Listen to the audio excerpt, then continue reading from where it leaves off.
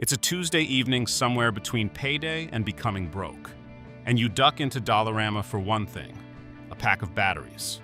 18 minutes later, you're at the cash register with a kitchen gadget, a chocolate bar, a phone charger, a notebook, and a bag of gummy bears you absolutely did not plan on buying.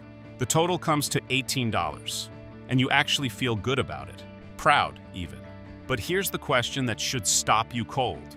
Did you actually save money? Dollarama runs more than 1,600 stores, serves 8 million Canadians every single week, and sits within 10 kilometers of 85% of the population. It's not a scrappy little dollar store anymore, and it hasn't been for a long time. Here are 5 things every Canadian shopper needs to know before filling that green basket. The slow death of the dollar in Dollarama. Let's start with something that's been happening so gradually that most Canadians haven't even noticed. The dollar in Dollarama is basically gone. If you shopped there in the early days under founder Larry Rossi, you remember what it actually was, a true dollar store. Everything cost $1, full stop. That was the whole promise, the whole identity. You walked in with a toonie and walked out with 2 things. Simple, honest, no math required. Then, quietly, things started to shift. First came $1.25 items. Fine, no big deal. A quarter is nothing, right? Then $2 items showed up on the shelves. Then $3, then $4. And then in 2022, Dollarama officially introduced $5 price points. Stop and think about that for a second. $5. At a store that built its entire brand identity on the concept of everything costing $1. That's a 400% jump from the original promise. And most shoppers barely blinked. And here's why that matters more than it sounds. We are living through one of the most brutal cost of living crises in Canadian memory. Since 2022, grocery prices have surged in ways that have genuinely changed how millions of families eat. Butter, eggs, bread, chicken. The basics have all taken hits. In Toronto and Vancouver especially, where housing already devours most of a paycheck, people are looking for savings anywhere they can find them. Dollarama feels like a lifeline, and that feeling is exactly what makes the price creep so easy to miss. Your brain does something interesting when it labels a place. Once it files Dollarama under cheap store, that label sticks, even when the reality on the shelves quietly changes around it. Psychologists call it a cognitive anchor. The store's green signage, the no-frills layout, the checkout lineups, all of it reinforces the idea that you're getting a deal. So when you pick up something priced at $2.50 or $3.75, it still feels like a bargain, because your brain is comparing it to the dollar store label in its filing cabinet, not to what the same product actually costs at No Frills or Walmart. Researchers and consumer advocates have a name for this. It's sometimes called the dollar store halo effect, and Dollarama benefits from it enormously. Take something as simple as a small bottle of Pepsi. A few years ago, you could grab one at Dollarama for around $1.25. Reasonable. Then it crept to $1.50 in many locations. Still feels cheap, right? But here's where the math gets uncomfortable. A 2-liter bottle of Pepsi at No Frills in Calgary or Halifax on sale regularly runs around $1.99 to $2.49. That's roughly 4 to 5 times the volume for maybe $1 more. When you break it down by the milliliter, that tiny Dollarama bottle isn't the deal it looks like standing in the aisle. Energy drinks tell a similar story. Some are now sitting at $1.75 at Dollarama. Walk into a grocery store and buy a case of the same or comparable brand, and your per-can cost often drops well below that, especially if you catch a weekly special. Cereal might be the clearest example of all. You spot a recognizable box at Dollarama for $2 or $2.50, and your brain says score. But what you might not clock immediately is how small that box actually is. We'll get into the details of that in the next section. But even at a glance, when you compare the price you're paying per serving against a full-size box from Loblaws or Sobeys, the numbers can flip completely. Suddenly, the cheap option is the more expensive one, gram for gram. Now, to be fair, this isn't unique to Dollarama. Convenience stores have been charging Toronto commuters $4 for a bottle of water for decades. Gas stations have never pretended to be grocery stores. The difference with Dollarama is that the entire brand promises value and savings as its core identity. When a store's whole reputation is built on being the affordable option, the psychological stakes of the price creep are much higher, because you're far less likely to question it.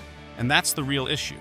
Most Canadians walking into a Dollarama in Saskatoon or Sudbury or Surrey are not pulling out their phones to compare unit prices. They're grabbing what looks like a deal and moving on. The store's layout, its bright colors, its constant stream of new products, all of it is designed to keep you moving and buying, not pausing and calculating. The dollar in Dollarama didn't disappear overnight. It happened slowly, a quarter at a time, over years. And by the time the $5 items appeared on the shelves, the halo was already so firmly in place that most shoppers didn't even flinch. That's not an accident. That's a very deliberate, very effective retail strategy. The first step to shopping smarter there is simply knowing this is happening.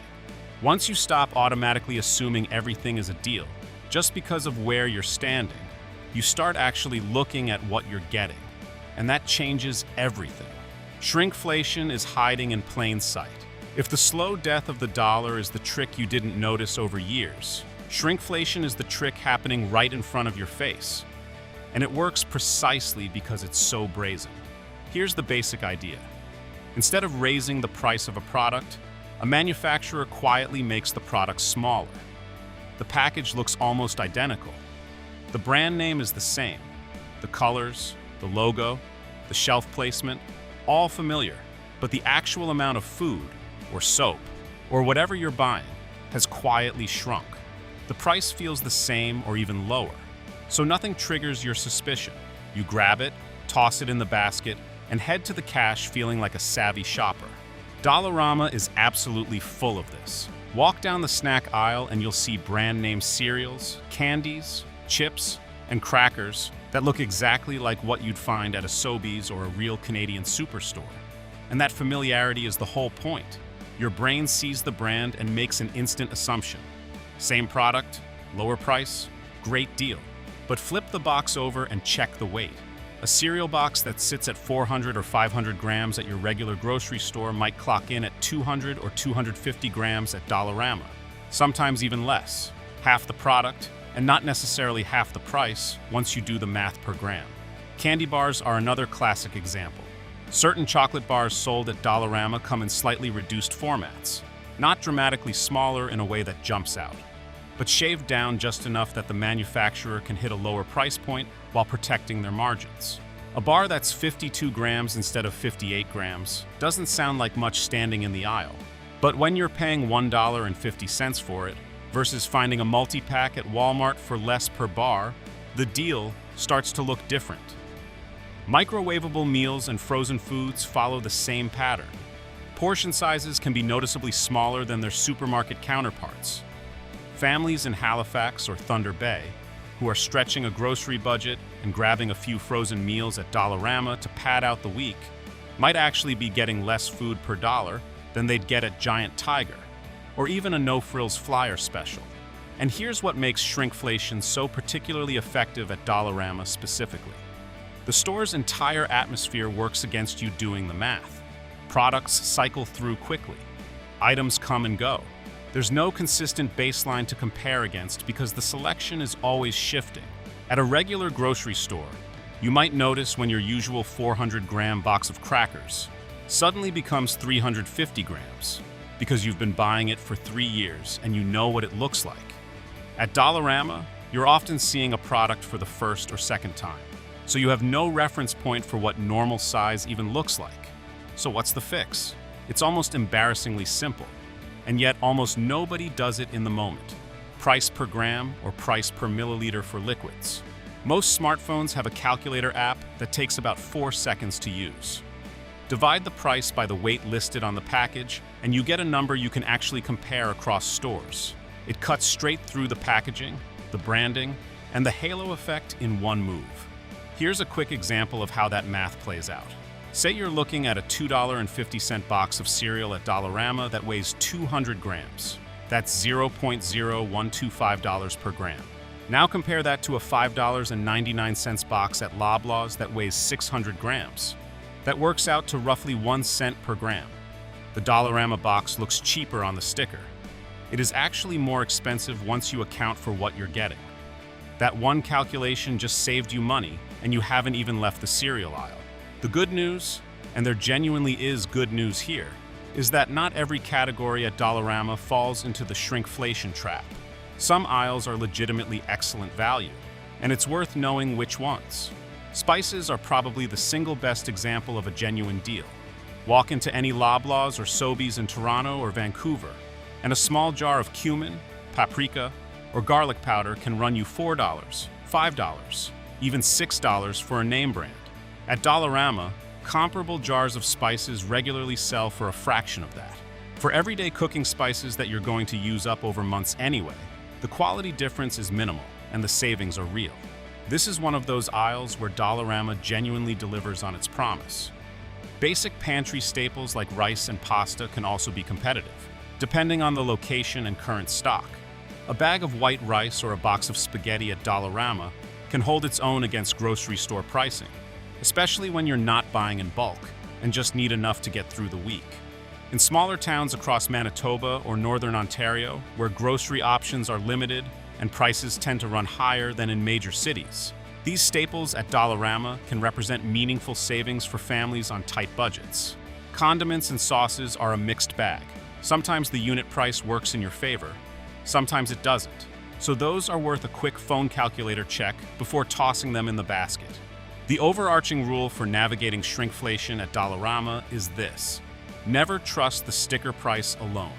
The number on the tag tells you almost nothing useful. The weight on the back of the package and 30 seconds of division tell you everything. Once that becomes a habit, you stop being the person who thinks they scored a deal and start being the person who actually did. Shrinkflation isn't illegal. It isn't even unique to Dollarama. Canadian grocery chains have been quietly doing it for years, particularly since 2022 when supply chain pressures gave manufacturers cover to reduce sizes without raising eyebrows. But in a store specifically built on the promise of value, it hits differently. Because you're not just losing a few grams of cereal, you're losing the one thing Dollarama asks you to trust it on: the hidden safety and chemical concerns. Over the past several years, consumer and environmental advocacy groups in Canada have been quietly doing something most shoppers never think to do: actually testing the products on Dollarama's shelves. And some of what they've found is uncomfortable. If you have kids, or you're buying food packaging, cookware, or personal care products from those shelves, you need to pay utmost attention. Environmental Defence Canada, one of the country's most respected environmental advocacy organizations, has conducted investigations into products sold at various dollar stores across the country. Their testing has flagged the presence of some genuinely concerning substances. We're talking about heavy metals like lead and cadmium. We're talking about phthalates, chemicals used to soften plastics that have been linked to hormonal disruption. And we're talking about PFAS, sometimes called forever chemicals, because they don't break down in the environment or in the human body, and have been associated with a range of long-term health concerns. Now, before panic sets in, some important context.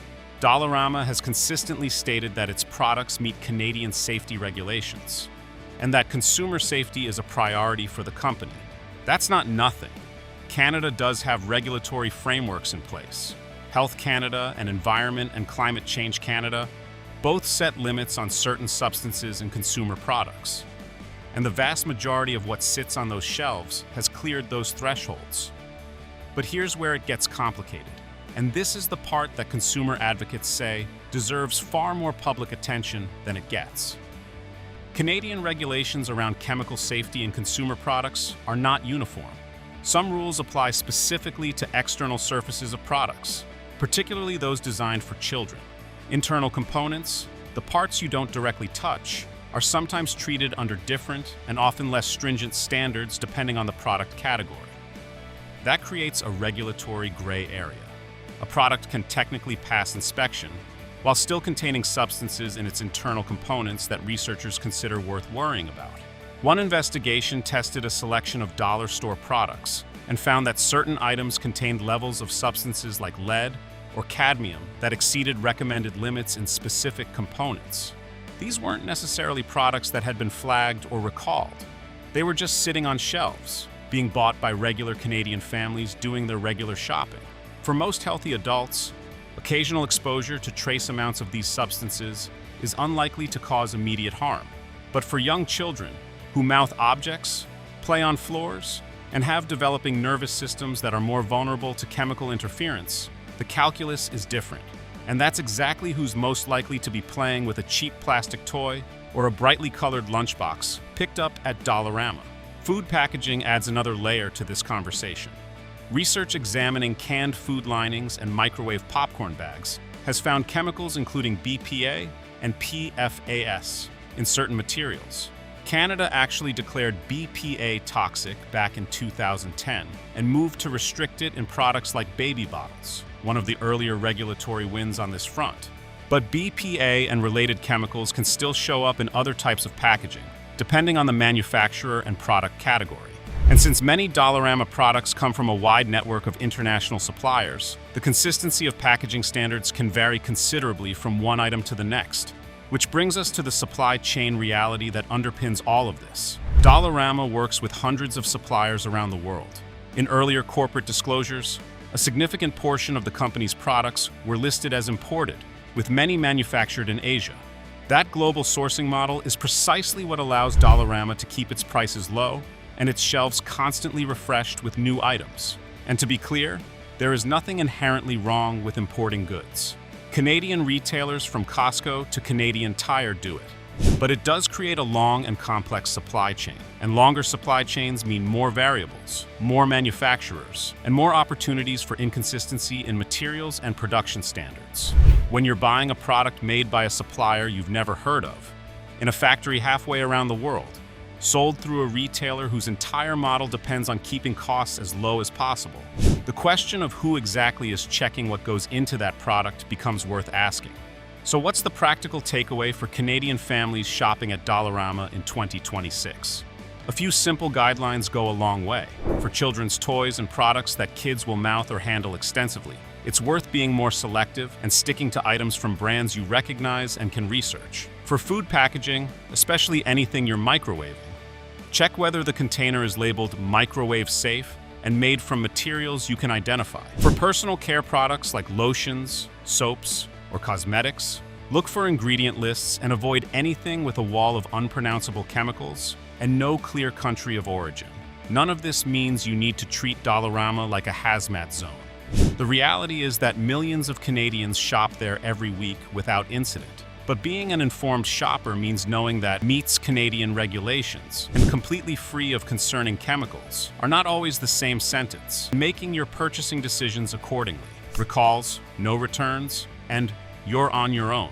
Here's a scenario that probably hasn't crossed your mind while loading up your green basket. What happens if something you bought at Dollarama turns out to be unsafe? Can you bring it back? Who do you call? The short answer in most cases is no, and that matters more than most shoppers realize. Recalls are a fact of life in modern retail. Grocery stores, pharmacies, big box chains, they all deal with them regularly. So singling out Dollarama for having recalls would be unfair. But here's what makes Dollarama's situation uniquely complicated. The store carries thousands of low-cost products sourced from hundreds of vendors scattered across the globe. Inventory turns over at a pace that would make your head spin. Products appear, sell out, and disappear from shelves sometimes within weeks. That constant churn makes consistent quality oversight genuinely difficult. The business model, by its very nature, creates conditions where things occasionally slip through, and slip through they do. In October 2025, the CFIA issued a recall affecting certain waffles with chocolate fillings sold at Dollarama due to mold contamination. Earlier that same year, a frozen smoothie pop product was pulled from shelves because it contained undeclared milk,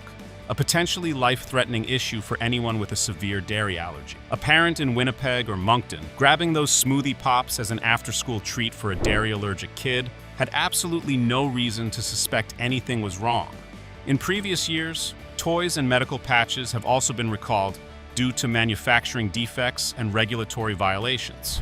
Now here's where the no-return policy makes all of this significantly worse. Dollarama operates on a strict final sale basis. Once you've bought something and walked out the door, that transaction is done. No return counter, no exchange, no store credit. The only exception is when a product has been officially recalled, but that process requires you to first know the recall happened. And how many Canadians are regularly checking the CFIA recall database? Recalls get issued, press releases go out, and the news cycle moves on within 24 hours. Meanwhile, the product sits in your pantry or your kid's toy box. This combination, high product turnover, complex international supply chains, and a no-return policy means the consumer carries almost all of the risk. At Loblaws or Sobeys, at Dollarama, you're largely on your own unless the government officially steps in. The fix is simple. Sign up for Health Canada and CFI. Recall email alerts. It takes 2 minutes. Keep your Dollarama receipts longer than usual, especially for food and children's products. And for anything going near your kids or into your body, check the packaging carefully before it goes in the basket, not after it gets home. Quality versus long-term cost. The replacement trap. Here's a thought experiment. You grab a pack of batteries at Dollarama for a couple of dollars. Fantastic deal, right? Maybe. But if those batteries die in 3 weeks while a pack of Duracells from Canadian Tire would have lasted 3 months, you're not saving money. You're just buying the same problem over and over again. Consumer testing has consistently shown that cheaper batteries can have significantly shorter lifespans than name brands. Do that replacement cycle 4 times, and suddenly your cheap batteries cost more than the ones you were trying to avoid. Same logic applies to cheap light bulbs that burn out faster, plastic storage containers that warp after 2 dishwasher runs, and kitchen utensils that bend or melt the first time they meet a hot pan. You pay $2, it lasts 2 weeks, and it's in the recycling bin before you've gotten your money's worth.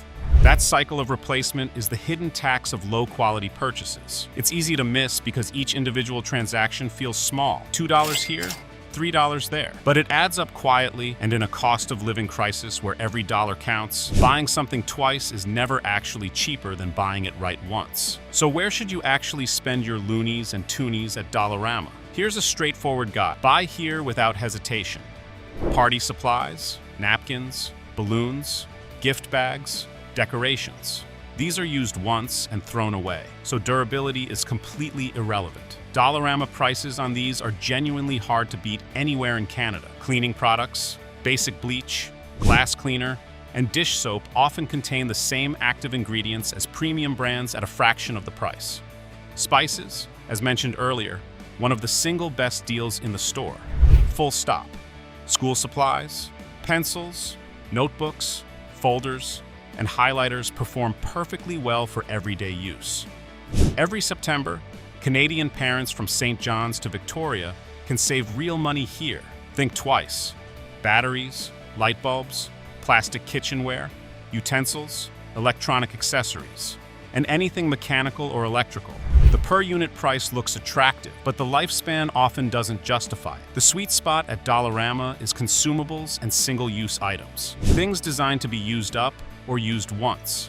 The moment durability enters the equation, the calculus changes entirely. Smart shopping strategy at Dollarama. Here's the bottom line on shopping at Dollarama in 2025.